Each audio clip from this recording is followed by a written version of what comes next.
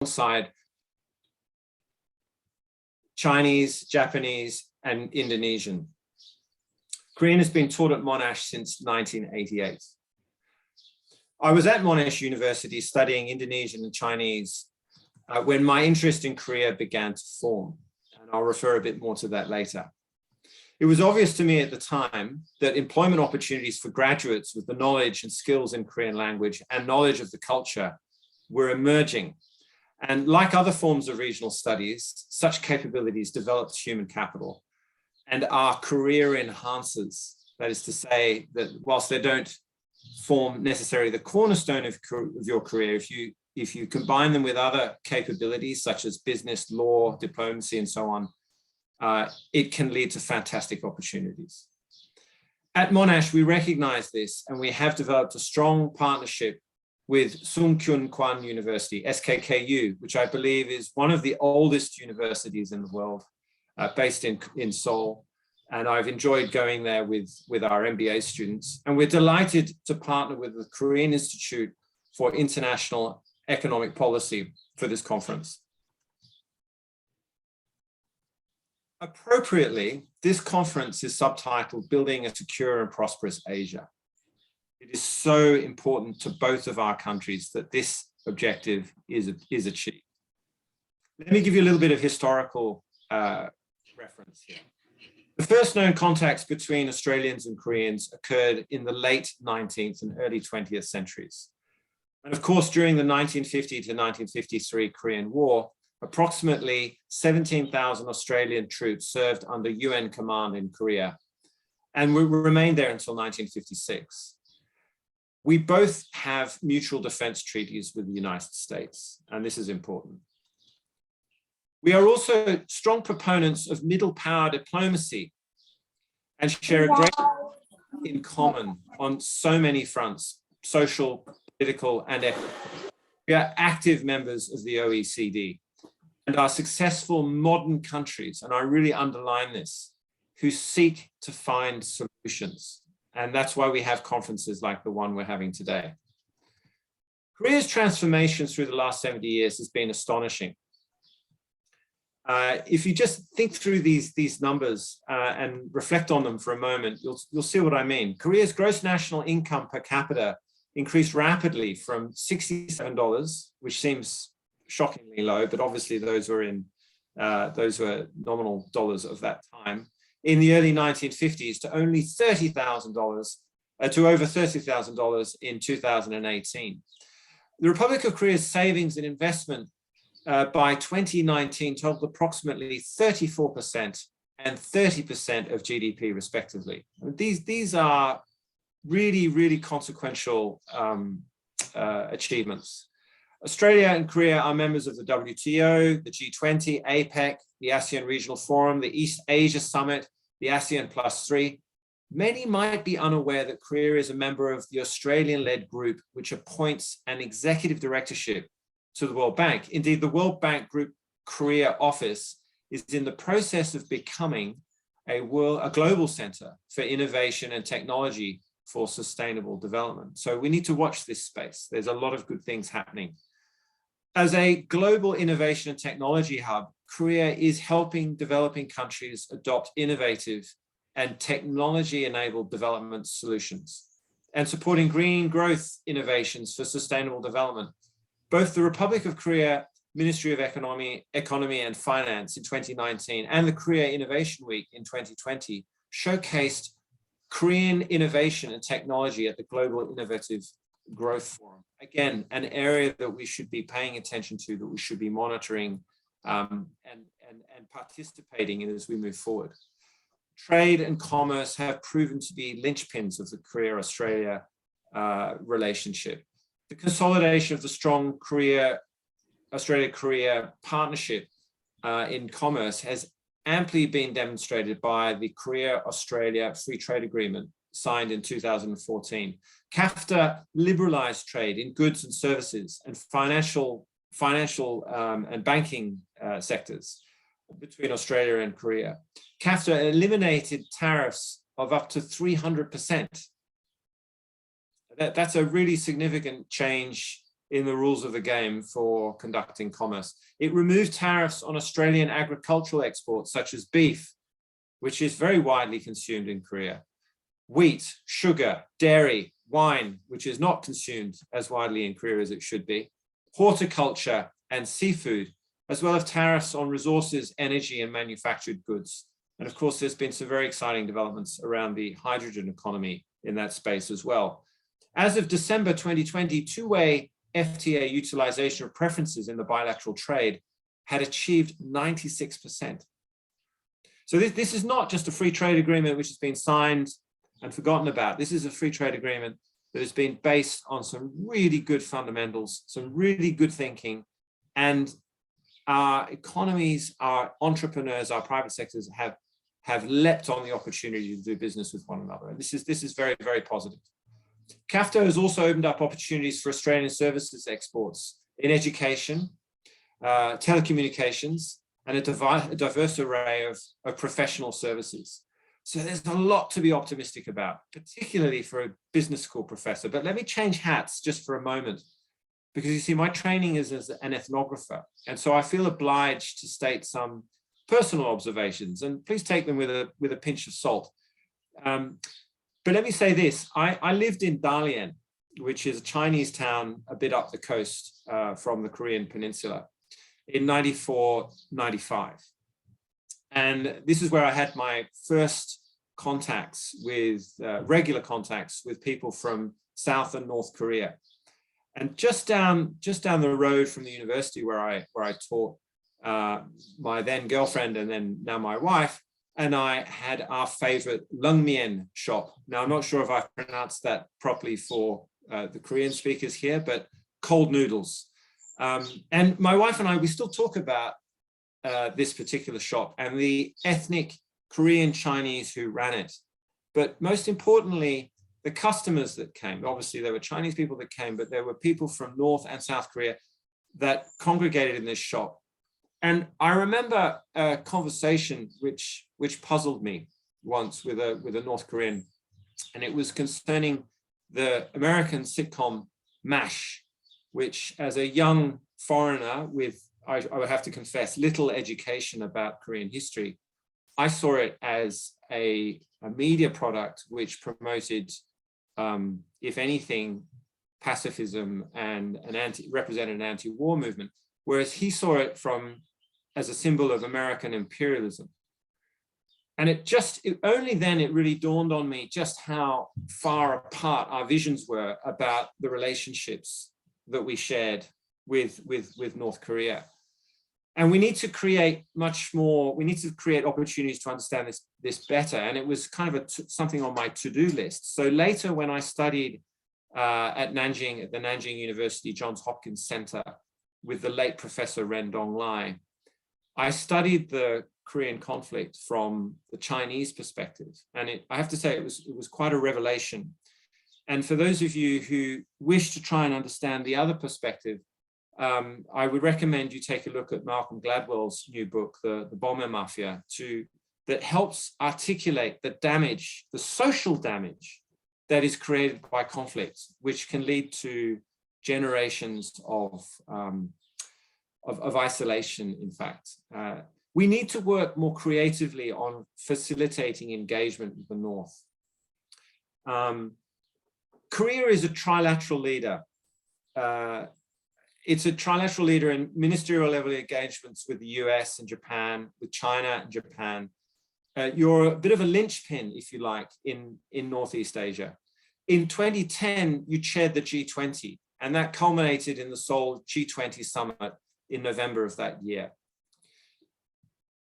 In June 2021, we cast forward a little bit. At that G7 meeting, our Prime Minister Morrison and the Republic of Korea President Moon met and agreed to work towards elevating the Australia-Republic of Korea bilateral relationship to a comprehensive strategic partnership. This builds on previous summit meetings between the Prime Minister on the sidelines of the 2018 APEC and 2019 UN General Assembly meetings. The Australia-Korea relations have deepened further this year with the signature of MOUs on cyber and critical technology cooperation.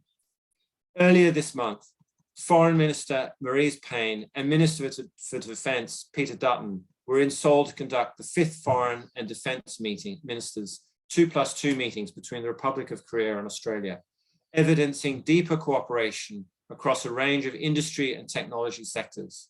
Australian and Korean ministers this month also agreed to establish a new bilateral space policy program. I think that all of these initiatives demonstrate the coming of age, if you like, for middle powers, for their ability to discuss and develop sophisticated relationships between themselves and help set the agenda in Northeast Asia. We all recognize that the security of the Korean Peninsula is inseparable from the economic security of the Indo-Pacific region. Missile tests by North Korea earlier this month raised the prospect of further strategic competition throughout the region. We have to take this into account.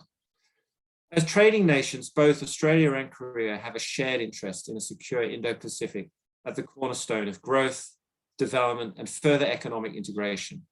At this conference, our panels will not only discuss deeper Australia-Korea defence and security ties, but also the wider implications of the roles both Korea and Australia will play as middle powers in the future security of our region.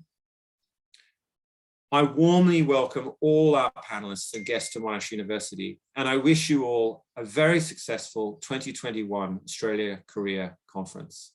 Thank you very much.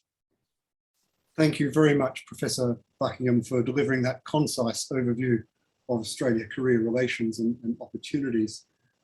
It's now my very great pleasure to introduce to you the President of the Korea Institute for International Economic Policy, Dr. Kim Heungchung.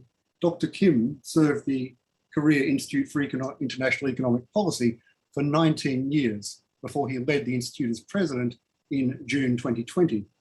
Chairing the KOPEC, that is the Korea National Committee for Pacific Economic Cooperation, President Kim is currently leading both the EUSA Korea, that is the European Studies Association of Korea, something close to my heart, and the APEC Studies Association of Korea. He is one of the members of the Korea-Russia Dialogue. He has been deeply involved in the policy-making process of the Korean government in the fields of economic, trade, and diplomatic policies. Dr. Kim was among the advisory staff to the Deputy Prime Minister, Minister of Finance and Economy of Korea, and had been a key advisor to the Ministry of Foreign Affairs and Trade on the EU-Korea Free Trade Agreement during the negotiation process. He also advised the Ministry of Strategy and Finance on the G20, the Ministry of Foreign Affairs on APEC and Korea's diplomatic strategy, and the Ministry of Trade, Industry and Energy on ASEM, that is the Asia-Europe meeting, and Brexit. He was a Fulbright Scholar at the University of California, Berkeley, and held visiting positions at IFRI Paris, VUB Brussels, Korea University Seoul, and Marmara University Istanbul. He served both Sogang University and Ewha Women's University as an adjunct professor. His expertise includes trade policy, European studies, and regional integration, and he has published more than 70 papers and books. He was an honorary member of the High Table of Christchurch, Oxford, and Dr. Kim read economics at Seoul National University and the University of Oxford. It's my very great pleasure to welcome him to Monash and to this conference for his presentation today. Thank you and welcome, Dr. Kim. Thank you very much, Dr. Davison, for your very kind introduction. And good morning, Professor Edward Buckingham and Commissioner Ron Green, representatives of the Australia Department of Defence and the Department of Foreign Affairs and Trade, members of the Australia-Korea Business Council, our distinguished guests participating from afar online. It's my pleasure to speak to you at the 2021 Monash Australia-Korea Conference. It's a great honor for the Korea Institute for International Economic Policy to partner with Monash University in this timely and meaningful conference. I would also extend my gratitude to Professor Edward Buckingham, Professor of Management and Director of Engagement at Monash Business School, the host organization of this conference. I'd like to thank you, Professor Buckingham, to share your very cherishable memory of the Dairen when you stay, was some 26 or 7 years ago. I would thank Ron Green, Trade and Investment Commissioner at the Australian Trade and Investment Commission. My special thanks also goes to the Australian Department of Defense and the Department of Foreign Affairs and Trade. I would like to express my sincere appreciation to the members of the Australia-Korea Business Council and other partner organizations in this conference. And of course, I'm Dr. Remy Davison, who is responsible for planning and coordinating this wonderful conference. Dear guests, over the past 70 years, Australia and Korea have enjoyed friendly and constructive relations. Our close ties date back to 1950, when the Korean War broke out. Australia was the first country, just after the United States, to commit all three branches of its armed forces to the Korean War. Korea is one of the few countries that have simultaneously achieved rapid economic growth and a rapid transition to a democratic system. This would have been impossible without Australia's help during the Korean War. Building upon such strong relations and as treaty allies of the United States, Australia and Korea have enhanced their relations, partnerships for peace and prosperity. Based on high-level exchanges, such as the Foreign and Defense Ministers 2+2 meeting, the two countries showed their commitment to share values such as freedom, democracy, universal human rights, and the rule of law in the region. Recently, the two countries have agreed to cooperate on existing and evolving security threats in a strategic environment. As always, Australia has expressed its full support for denuclearization and establishment of permanent peace on the Korean Peninsula. On the economic front, Australia and Korea have been trusted trade partners, despite the physical distance between the two countries. Korea is Australia's fourth largest trading partner and third largest export market. The trade relationship is complementary. Australia exports resources, food, education services, and travel, and Korea exports cars, refined petroleum, and telecommunication equipment. The Korea-Australia Free Trade Agreement, which entered into force in December of 2014, reduced the trade barriers between the two countries. As a result of the Korea-Australia Free Trade Agreement, more than 99% of Australia's goods export to Korea are eligible to enter duty-free or with preferential access. Korean companies import raw materials at low prices from Australia and gain advantages against the world competitors. Between the bilateral relations, Australia and Korea have worked shoulder to shoulder to secure free and open trade. As a member of APEC, the two countries have closely cooperated in upholding the rule-based multilateral trading system, which has enabled us to enjoy the prosperity of the region. However, it is uncertain whether we can carry on with this achievement in the current international situation. The COVID-19 pandemic has caused a global surge in protectionism, which adversely affects economies heavily dependent on international trade, such as Australia and Korea. The US-China tensions are adversely impacting not only the United States and China, but the entire world economy. Being in a similar position of depending on the United States in security issues and on China as a trade partners, finding a balance in our relationship with the US and China is a foreign policy priority for both countries. To address these challenges, Australia has enhanced the regional partnership in the Indo-Pacific region under its own Indo-Pacific version. Korea has also pursued the New Southern policy to enhance its relevance in the Indo-Pacific by elevating ties with ASEAN and India. Such a confluence creates good opportunities for the two countries to expand their regional partnership beyond the bilateral level. Australia and Korea can reinforce bilateral cooperation in various fields. The transition to a low-carbon economy is inevitable to reduce emissions and slow global warming. Cooperation between Australia's hydrogen energy production and Korea's hydrogen fueled vehicle technology is mutually beneficial. In addition, Australia is an important global supplier of many critical minerals, which are essential input in high technology applications. Korean investment in Australia's critical minerals unlocked sizable new supplies and brings new jobs to Australia. Australia can be reliable suppliers of critical minerals. The COVID-19 pandemic and revolutionary digitalization have led to a surge in e-commerce and accelerated the digital transformation. The collaboration between the two countries strengthens their capacity for digital technology and to grab opportunities created by this surge of charge. The RCEP, Regional Comprehensive Economic Partnership, create a regional mega FTA that accounts for roughly a third of the world's economy.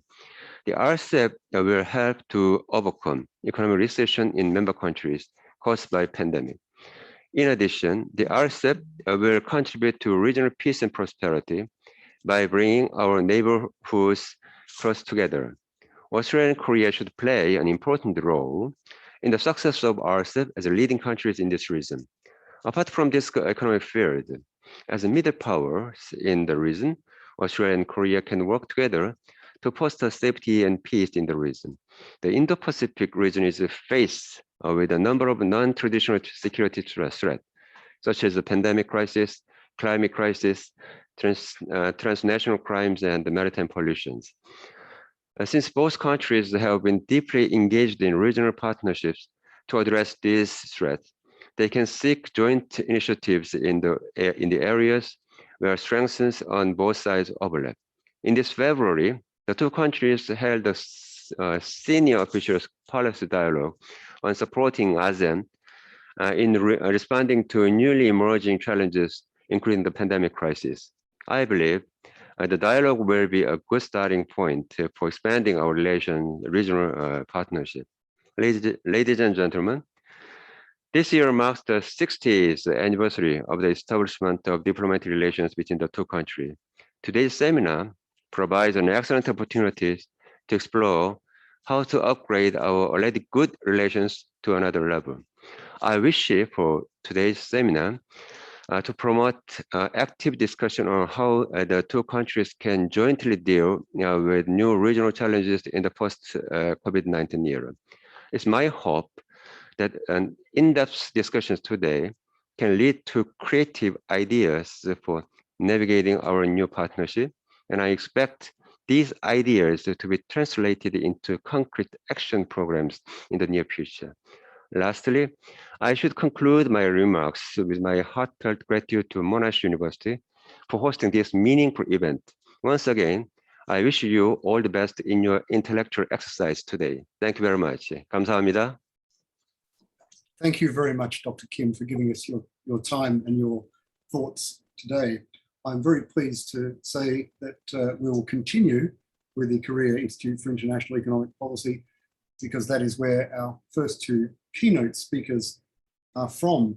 Just before I introduce the first keynote speaker, I might just add that at any time you may post questions for the keynote speakers, which we will address in the Q&A. So please post these to the chat in your Zoom window. The first keynote speaker I'm delighted to welcome is Dr. Songbei An, who will be speaking on regional financial cooperation beyond the Asian Bond Market Initiative. To introduce Dr. An, he is a Senior Research Fellow and Director of the International Macroeconomics and Finance Department at the Korea Institute for International Economic Policy and a member of the President's National Economic Advisory Council. Prior to joining the Korea Institute in 2016, he taught at the Singapore Management University. His research interests are in the area of empirical macroeconomics, especially in Bayesian estimation of structural macro models, and his research has been published in academic journals, including Econometric Reviews, American Economic Journal, Macroeconomics, and POS 1. He currently serves as editor-in-chief of the East Asian Economic Review and an editor of the Asian Economic Papers. Dr. An received his PhD in economics at the University of Pennsylvania and holds master's and bachelor's degrees in economics from Seoul National University. I welcome Dr. Thank you. Thank you. Thank you for the introduction. So I'm very delighted to participate in this conference, well, 2021 Monash Australia Korea conference. And well, I'm a little bit surprised that I'm invited as a keynote speaker, but well, today I will talk about, say, some financial cooperation issues in the world East Asia. So I think, well, the opening remarks by Professor Buckingham and our president, Dr. Heungchung Kim, so is briefly review some from the historical point of view that the relationship between Korea and Australia. And there, well, what I'm talking about today is that, well, a little bit, bring this relationship in a little bit bigger setting, said that, say, well, financial cooperation in, say, well, ASEAN +3 setting, and then how it can be extended to some regionally to so incorporate, well, the Australian participation in the future. So let me share my slide, start my slide.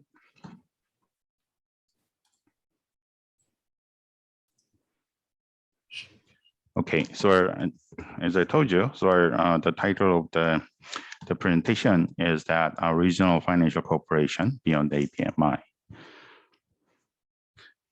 Okay, so well, we recently, so I mean, we are still suffering from some crisis from the COVID-19, right? So I mean, well, the financial crisis has been, well, crisis like episode has been was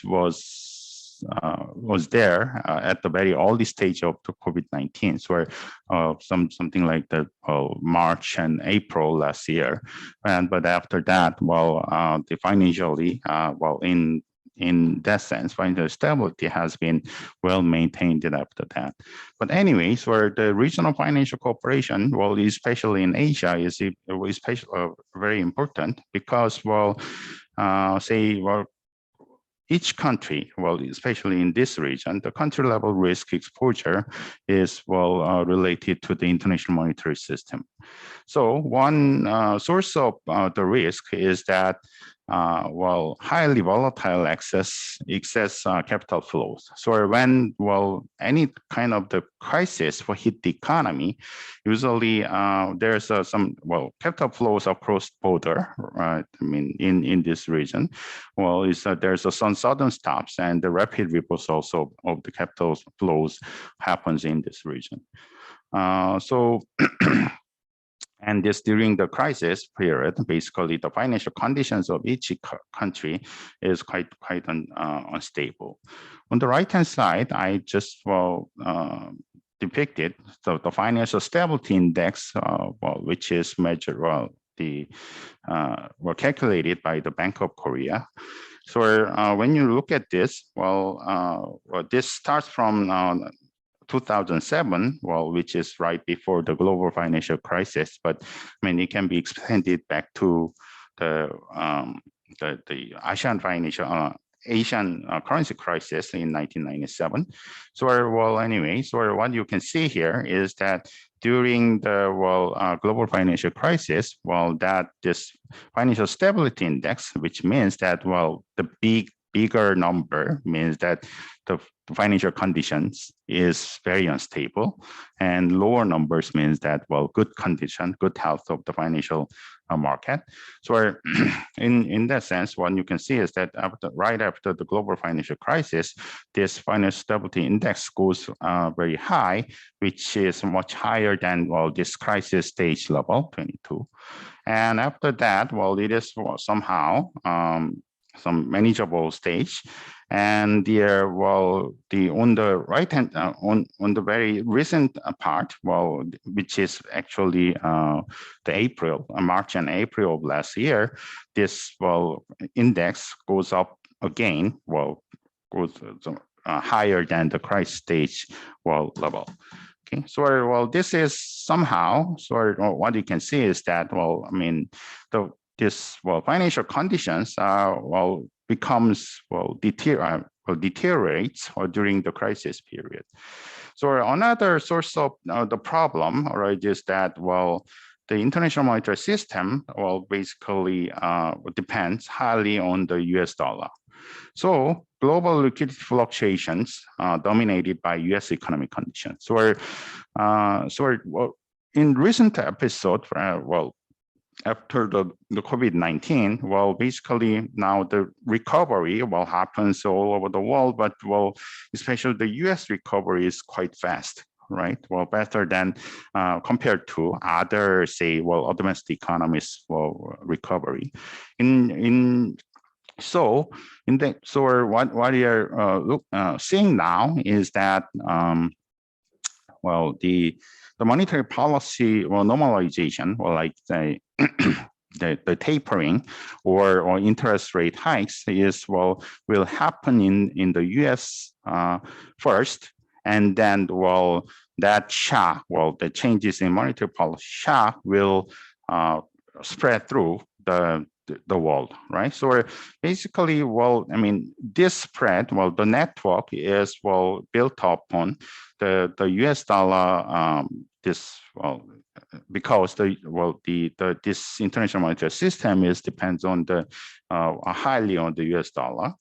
So Korea's previous experience from this instability with the crisis is this, right? So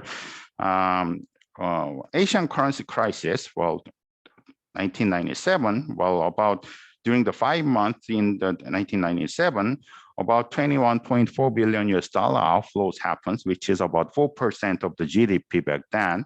And during the global finance crisis, in 2008, and only 4 months, 60.95 billion US dollar, which is 7.5% of the GDP, suddenly outflows out of the Korean market. So I mean that will shackle that shivered the Korean financial market, and similar thing also happens last the March, right? So, and this kind of thing happens because this the currency mismatch. We call this is the dual mismatch. I will more explain it more later.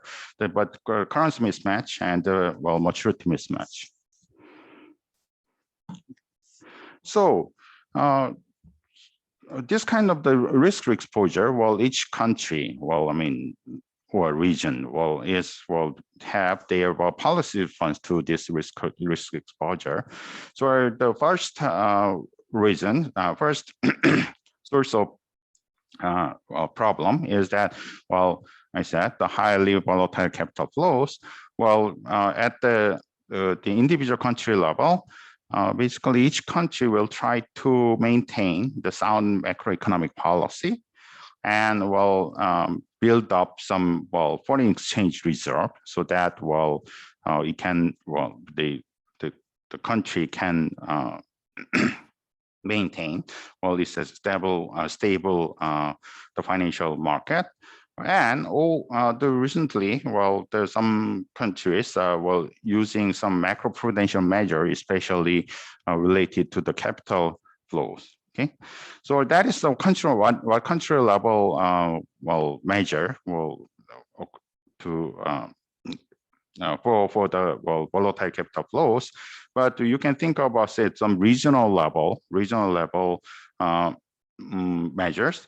One is that we can think about say some regional financial safety nets in detail in ASEAN +3 region, this East Asian region, the CMIM, Chiang Mai Initiative Materialization has been established, and also AMRO office, so ASEAN +3 macroeconomic research office has been established. So that is working that has been in action after the ASEAN started right after the Asian currency crisis in 1997. And for the second cause of the risk is that, well, high dependence on the US dollar. The one thing is that at the regional country level, the internationalization of the local currency can be sought by well, each country. For example, say the China has pushed the renminbi, Chinese yuan, as an international currency, and which may not be so successful, but well, that is one thing each country can try. And deepening, and another one is that deepening the financial and the capital markets. Okay, so at the regional level, what has been set up is that, well, Asian Bond Market Initiative, so ABMI, and the enhancing usability of the regional currency. So today I will talk a little bit on the ABMI framework and how it can be enhanced in the future.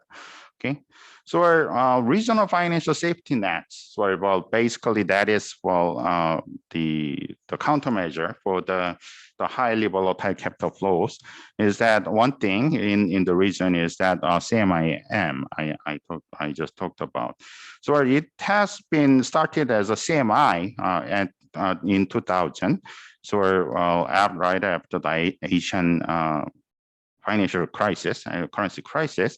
So basically, this is the bilateral currency swap between two countries, and this is the set of the bilateral currency swap, right? So basically, there's a currency swap web is there, and this is set up among, say, Asian plus 3 member countries, or Asian 10 countries over ASEAN and plus CJK. So, well, so 13 countries has the mutual bilateral currency swap.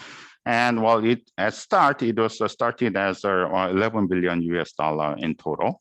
And well, what this aims for, this CMI, and later, well, it turns into the CMIM, is that, well, this setup this initiative aims to address short-term liquidity difficulties in the region, and also to supplement the existing international financial arrangement. So, well, existing international financial arrangement means something like the IMF. Well, they have say the facility to help in economy in the crisis. Okay, and at 2010, around 10 years later, and which is right after the global financial crisis, this CMI, which was, well, bilateral swap agreement, well, is turned into a multilateral the swap agreement. So you build up some pool of the fund, and then it can be used as to prevent crisis, or, well, to use to be used for the crisis resolution after that, right? So, well, the size becomes bigger, and the contribution to this the CMIM is that ASEAN 10 countries have about 20%, and CJK takes about 80% of it.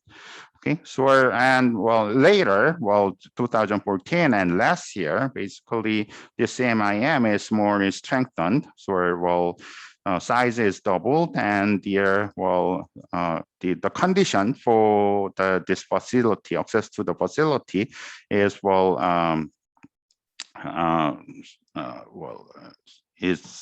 the condition is loosened. Well, say the increase the IMF linked portion. Okay, so the second part of this regional financial safety net is that this AMRO office. So AMRO is basically set up at the around 2011, and which is headquartered in Singapore. And this cost of running this office is shared among by the same ratio of the CMIM. And basically what this AMRO does, well, now it is an international organization, that does is that, well, during the non-crisis period, basically this office will do the macroeconomic monitoring on the member countries, or will do the annual consultations on the countries, but during the crisis period, it come up with some assesses the macroeconomic conditions of requesting country, which means that one of the member countries suffers from the hard time and requests for the facility, the help, then this requesting countries macroeconomic condition assessment and analyze the necessity of the distributed support. And also in the follow-up, the export conditionality, checking the export post conditionality it does, right? So this AMRO office is now closely surveillance, do the surveillance function that closely look at the macroeconomic conditions of the Asian ASEAN +3 countries. Now, ABMI. So, one of the big lessons from the Asian currency crisis is that double mismatch. So this is two parts. One is the currency mismatch and the maturity mismatch, which is that basically you borrow from in foreign currency. Basically you borrow in the international market, you borrow in the US dollar and in the short term, and lend in domestically to domestic firms in local currency. So when crisis happens, basically there's a mismatch in terms of the the maturity and the currency together. So that that makes the crisis bigger and contagious to the financial market. So what happens, why this kind of thing happens is that due to the absence of the well-functioning bond market in the region. So what people thought back then, after the Asian financial crisis, is that to set up the bond market in Asian the region. So ABMI aims to develop efficient and liquid bond markets in Asia, which would enable better utilization of Asian savings for Asian investment. And the ABMI would also contribute to the mitigation of currency and maturity mismatches in financing. So this is basically the big structure of the ABMI, and which has the four task force. So TF1 to TF4. So the supply part is that promoting issuance of the local currency denominated bonds, so that to make the market deepen. So recently some green bond and the credit guarantee investment facility, and also this works for the infrastructure financing. And TF2 demand side, the facilitating the demand of the local currency denominated bonds. So facilitating the demand, what is needed is that basically the information sharing is very important. So they set up the Asian Bond Online, the website, and collect all the related the things, the information on a website. And the tab 3 touches the regulations, so improving the regulatory framework, because there are so many gaps between the member countries and ASEAN +3, so that the in terms of economic development and other things, there's many gaps. Or also the regulation framework is also quite different. So there's some there can be a regulation arbitrage can happen. So I mean for the whole market in the region to work, then this regulation framework should be adjusted. So and the TF4 is working on the infrastructure issues. Here, the infrastructure means the financial infrastructure, like say the payment and settlement mechanisms or in each country, and make it make the transaction more convenient.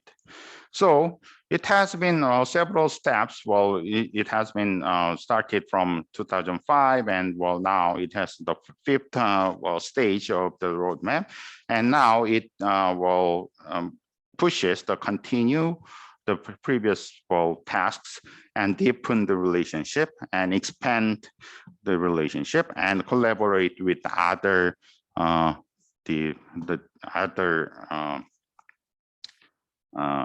institute also. So this ABMI is now trying to collaborate with the CMIM AMRO, and also outreach to some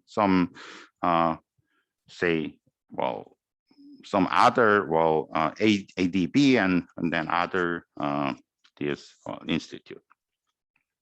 Okay. So what is the challenges for the ABMI now is that basically the East Asian local currency bond markets are growing over time. So on the left-hand side, you can see the outstanding local currency bonds.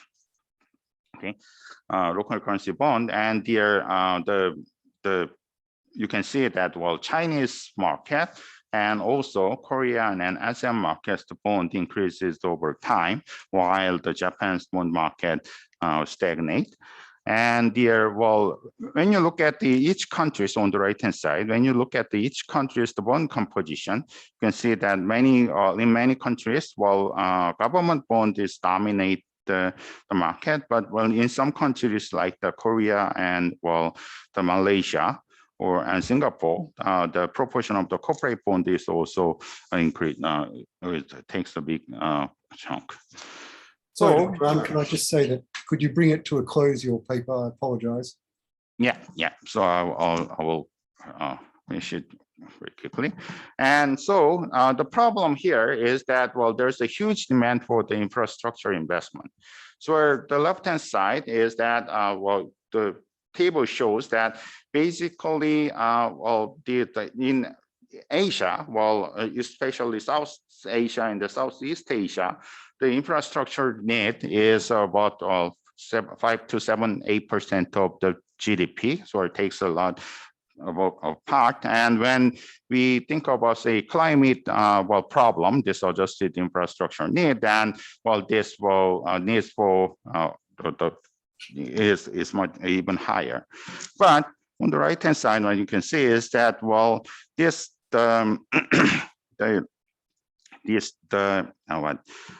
the funding in this region is not readily available. Okay, so but when you look at I said there is some bunch of infrastructure need, investment need, and the local bond market is increasing. But the problem here is that on the left-hand side, there's this portfolio, the bond on this region is mostly coming from the rest of the world, but not from the Asia. There's no inter-regional portfolio investments are quite low, while the trade share, trade is quite high. So, sorry. So the last slide is that basically the road ahead is that the solution of this problem is that we may still work on the financial infrastructure, improving the financial infrastructure. And that is also nowadays it is related to some fintech. This communication and the infrastructure, financial infrastructure is should be improved together. And on one other side is that regional coverage should be expanded. So we can think about some expand of this expand this ABMI with say Australia and New Zealand together. So one of the thing is that the Australia's bond market is quite sizable. And the commodity share in exports is in Australia is about 60% of the total exports. And basically because of that, the Australia dollar is highly and positively correlated with the commodity prices, which is quite well different pattern is of the usual advanced economies, the currency, for example, the Japanese yen. So this the combination of the Australian dollar and the Japanese yen will make some good portfolio for the things where some this kind of the mixture of interaction of the Australian dollars into this regional financial ABMI initiative, then it can increase the availability of the fund to the region. And then also from the trade point of view, so recently the RCEP has been set up, and this RCEP includes all those, this ASEAN +3 plus Australia and New Zealand in all together. So somehow that, this expansion of the regional financial cooperation, sounds plausible. Okay, so I stop my presentation today here. Thank you very much, Dr. Sanjung, and for that overview of the ABMI and beyond. I'd now like to introduce you to our second speaker, also from the Korea Institute for International Economic Policy, Dr. Choi. And Dr. Choi is an associate research fellow at KIEP. She received her PhD from the University of Bristol with a dissertation on local governance reform in Indonesia. Before joining KIEP, she worked as a research professor at the Institute for East Asian Studies at Sanjung University and a senior researcher at the Korea Embassy to Singapore until 2016. Her current research focuses on Korea's engagement with the Indo-Pacific region, particularly Southeast Asia. She's been actively involved in government-funded projects to strengthen the ASEAN-Korea partnership and promote cooperation between Korea's New Southern policy and US Indo-Pacific strategy. Today, she is speaking on forging a new Australia-South Korea partnership in the Indo-Pacific. Welcome, Dr. Choi. Hi, thank you, Professor Davison, and thank you for having me here today. It's a great pleasure to be part of this meaningful seminar, although I didn't expect that I would be a keynote speaker either. Today's conference is about economic relations between Australia and Korea, but I'm not an economy expert. Actually, my former colleague, Dr. Sanjung, was supposed to give some insights on the trade and investment for this session, but he left the KIEP last month. So it turns out that I'm alone today. But anyway, my specialties are Southeast Asia and ASEAN-Korean relations. And since I've been working on Korea's New Southern policy recently, I'd like to talk about the new dimension of Australia-Korea partnership in a wider regional context. So let me share my screen.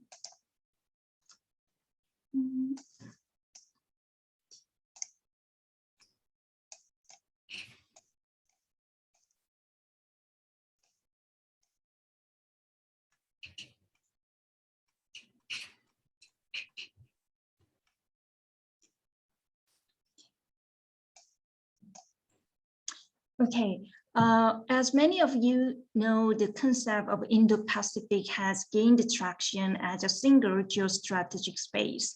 Australia has been an early proponent of the Indo-Pacific concept to take advantage of its geographic position. United States has promoted a free and open Indo-Pacific strategy, and Japan has also taken the similar initiative. In India, the key state that gave rise to Indo-Pacific concept, has also tried to enhance its engagement with the Pacific area under its Act East policy. And recently, even major European countries have unveiled their Indo-Pacific strategy. And strictly speaking, Korea doesn't have Indo-Pacific policy yet, but under the New Southern policy, a signature foreign policy initiative of President Moon, Korea has also strengthened its partnership with the ASEAN and India. The earlier version of the New Southern policy mostly focused on by enhancing our bilateral ties with the ASEAN and India. But recently, Korea has been actively looking to work together with other regional powers to promote peace and prosperity in this region.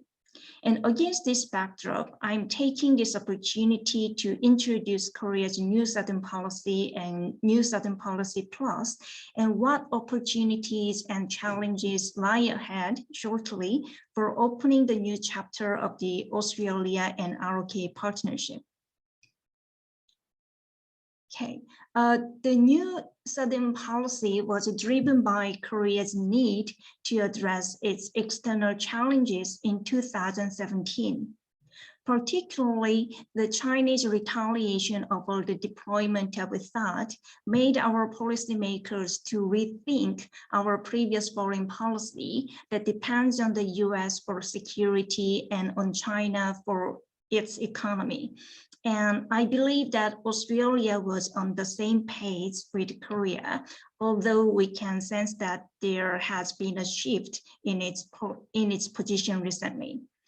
Anyway, the motivation behind the New Southern Policy was to secure our strategic autonomy by reducing our foreign policy dependence on 4 major powers, including Japan and Russia. The New Southern Policy also reflects our middle power ambitions to take more responsibility in addressing regional issues. As many have observed, Korea's foreign policy in the past was preoccupied with promoting peace in Korean Peninsula. It's still our top priority, but under the demands of the regional states that Korea should play a much bigger role as a middle power in this region, Korea tried to live up to such demands by initiating the New Southern Policy with a particular focus on Southeast Asia. So under the vision of the building a people-centered community of peace and prosperity, Korea has sought to enhance its ties with ASEAN in a comprehensive manner. On the economic front, apart from boosting trade and investment, Korea showed its commitment to improve the regional infrastructure and enhanced its cooperation on future industries in the face of the 4th Industrial Revolution. Korea has also tried to expand its role for regional peace beyond Korean Peninsula. It engaged with diverse projects to deal with the non-traditional security threats, such as climate change, disaster relief, maritime safety, and other transnational crimes. And also to address challenges posed by the COVID-19 pandemic last year, Korea upgraded the New Southern Policy into the New Southern Policy Plus, which prioritized 7 initiatives for further cooperation with a particular focus on the public health, education, cultural exchange, trade and investment, infrastructure, future industries, and transnational threats.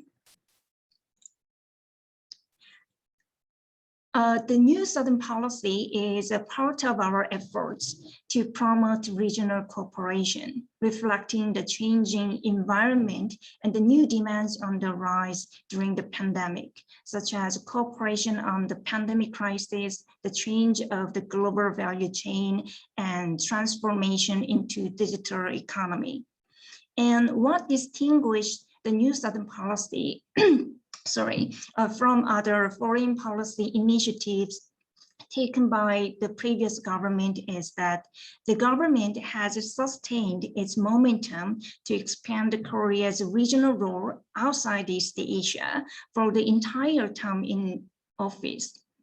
So, for example, despite the ongoing inter-Korean issues and reaching the end of a presidential term, President Moon's government launched the New Southern Policy Plus, And plus here not only means upgrading the NSP, but also has the meaning of expanding our partnership with other regional powers in advancing our New Southern policy.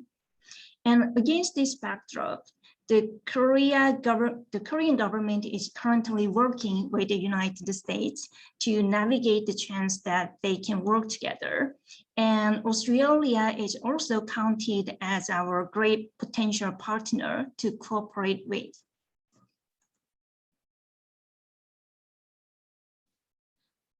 Okay, so in fact, as key allies of the United States with liberal democracies and free trade-oriented economy, the two countries share common interests to address the regional issues, including the growing US-China rivalry, but their strategic thinking is slightly different in forging the regional partnership, I think. While Australia's Indo-Pacific strategy is to uphold the rules-based order against China, Korea's New Southern policy doesn't have that strategic intention. And this is largely because of our different perceptions on China threat, I guess. The growing threat perception on China in Australia recently after the allegation of China's interference in domestic politics and also the recent economic sanctions seems to have encouraged Australian policymakers to stand up to China, taking the risk of the losing major trading partner. Korea also shares the concerns of the China's attempt to change the status quo, but we are faced with a more complicated situation. When it comes to the China factor, aside from the economic losses, Korea has to consider the potential role of China in serving inter-Korean relations.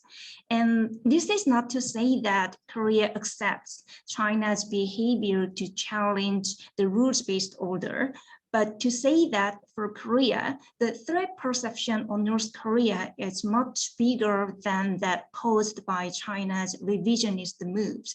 So I think as long as North Korea issue override our security concerns, it is unlikely that Korea joins US-led initiatives to counter China more directly, such as joining the quadrilateral security dialogue.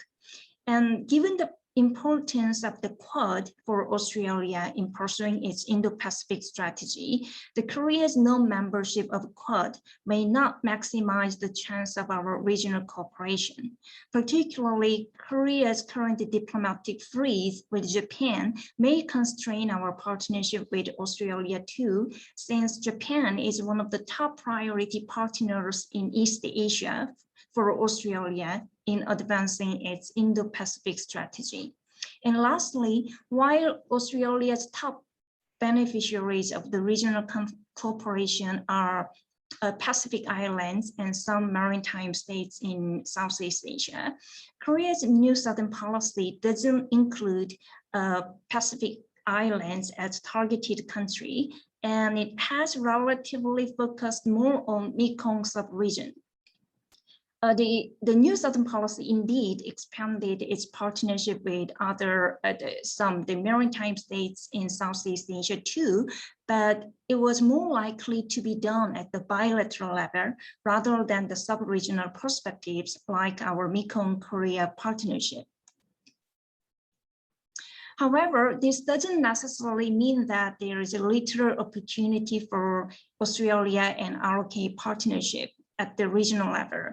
Despite different security needs and approach, there are lots of potentials that we can work together where mutual interests converge.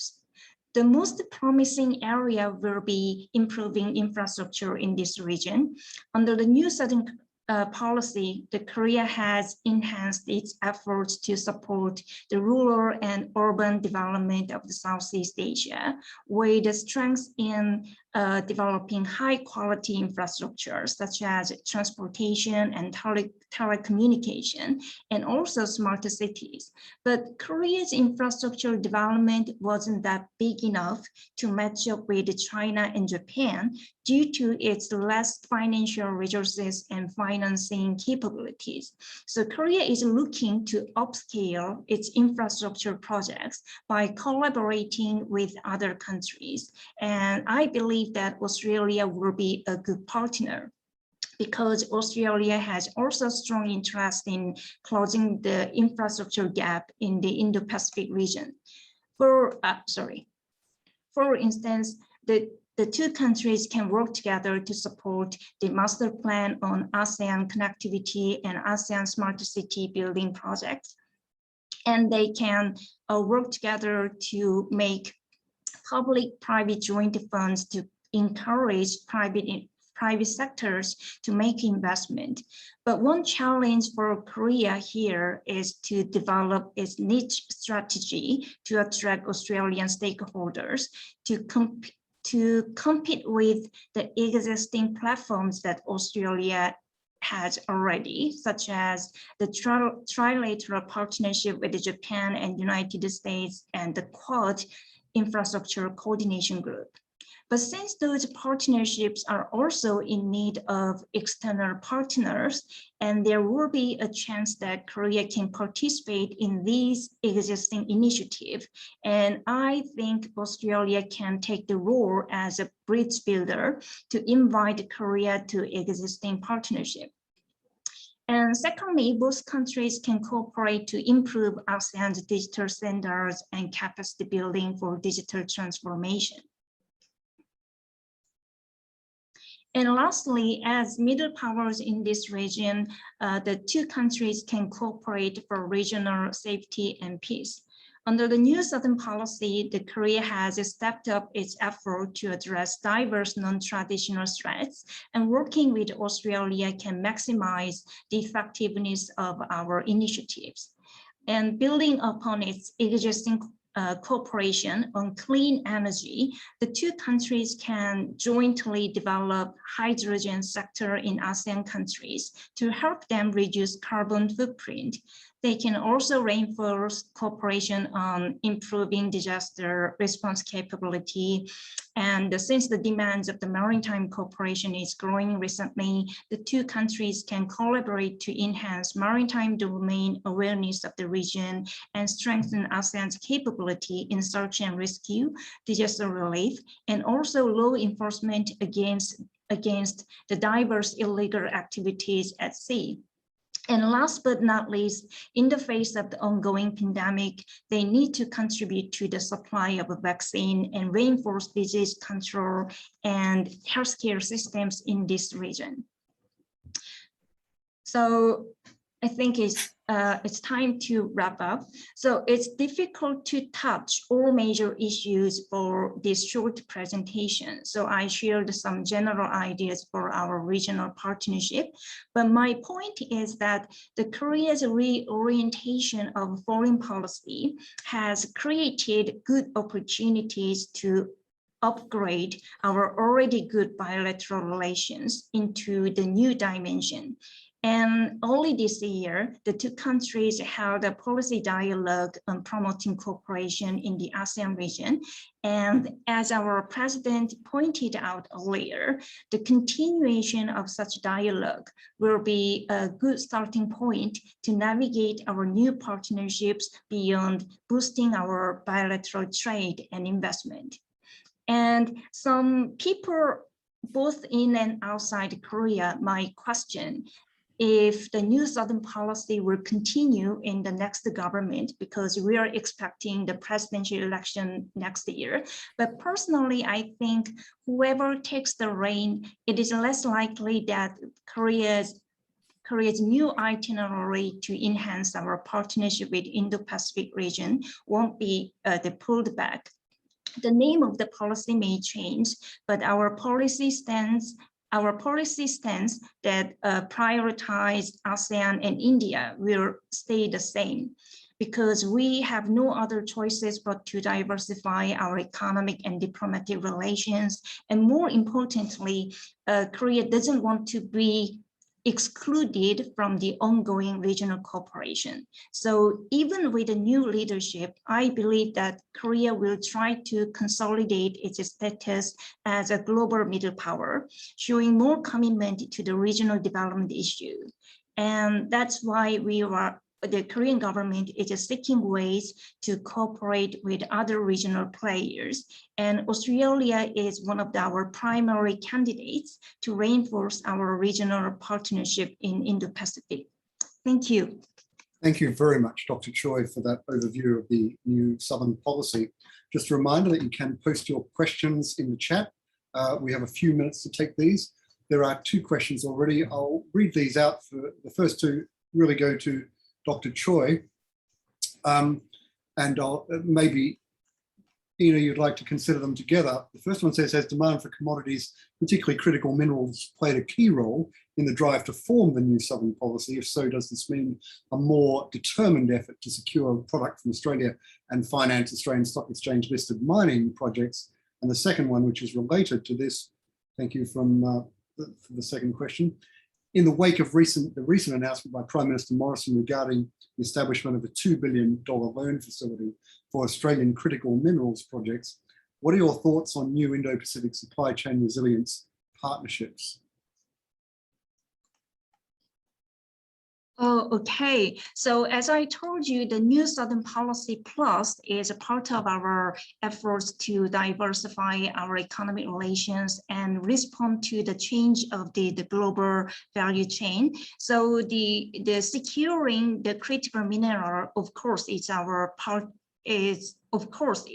one of the top priorities. So if my colleague, Dr. Lee, was here, he might answer your questions in more detail, because we are working together to find out some of the ideas for the new Australia and Korea partnership. And one of the part of was that the mineral securing the critical minerals from Australia. So I try to get back to you later when we finish our research.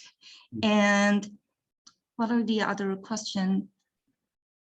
I might just use the privilege of the chair to ask Dr. Ahn a question, because he gave us a very good overview of the high dependence that Korea had during crisis on the US dollar, the volatile capital flows, and how the ABMI has enhanced stability, and initiatives such as the CMIM, which has of course been updated again this year to de-link the IMF portion to 40%, the de-linked portion.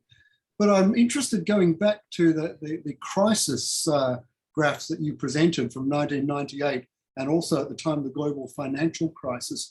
And of course, you'll be well aware, and so will many participants, that not just Korea, but many of the Southeast Asian countries which were affected by the Asian financial crisis were compelled to float their currencies. I'd like to ask Dr. Ahn, has this been overall in the last 20 years, has it proved a major positive for countries like Korea and other countries in the region which have undertaken flotation? Or do you see other factors as being more important in terms of stabilization at the time of crisis? Okay, well, there's a 2-part in my presentation. One is related to the regional financial safety net, which is CMIM and the AMRO set up. And the other one is that this bond market utilizing the local savings into the investment, local investment, regional investment. So the relating to your question, the crisis, how helpful this safety, local regional safety net actually works during the crisis. Looking back, basically it doesn't really help a lot. So because one is that the conditionality of using this initiative CMIM is somehow this conditionality is related to what IMF this facility condition. Well, we basically just related to that. So somehow people doesn't want to use, utilize, I mean, the countries doesn't want to utilize the same IM before they use the IMF facility. So the one problem is that, so that is so-called kind of the, the countries are fearing about this stigma effect. So if they will utilize that, somehow that is the thing. So, to strengthen this work, I mean, to strengthen the CMIM, for this function to work. So basically, the linkage to the IMF conditionality, make it the link, the less this loose link, make the loose link. So that's how the link IMF, the link conditionality kicks in. So it is originally the 30%, and recently last year it moves up to the 40% of the linkage condition. So that is one big the past that CMIM and the AMLO should more think about what to do. But there, on the other hand, this Asian bond market initiative is a little bit different, as I said. So I think, because it is also Dr. Choi also talked a little bit about this infrastructure investment and the partnership with Australian capital things. So somehow, we can think about some bilateral cooperation, but in this ABMI framework, we can also think about, say, some multilateral cooperation in terms of developing the bond market and doing the infrastructure investment in the region. Okay, thank you. Thanks very much, Dr. Ahn. I'll note that Liz Griffin, who is the Executive Director of the AKBC, has appointed Dr. Choi to a report which she may be interested in, and perhaps her thoughts, not now, but down the line, or reactions to that report on critical minerals. Just one more question from Zarin Faria, which says, and perhaps Dr. Choi might like to take this one, if she's willing, considering China and North Korea are both nuclear-armed nations, although China has a no first use policy, does the ROK consider that to be a possible complication in strengthening security in the Indo-Pacific? Oh yeah, of course, because the denuclearization of the North Korea has been our top priority threat all the time. And so that's why we are trying to invite the ASEAN and India, the new Southern policy partners, to build some kind of a bridge for North Korea to open its economy and accelerate their denuclearization process, because ASEAN countries and North Korea have built close relations. Yeah, so that is, of course, our top priority to deal with in strengthening the security in Indo-Pacific. Thank you very much, Dr. Choi. That ends this session. We'll be resuming at 11:10. I'd like to thank very much Professor Buckingham, President Kim, Dr. Ahn, and Dr. Choi for all their presentations. Thank you very much. And please express your gratitude by applauding in the reactions. Thank you. Thank you. See you in a few minutes. Thank you. Thank you.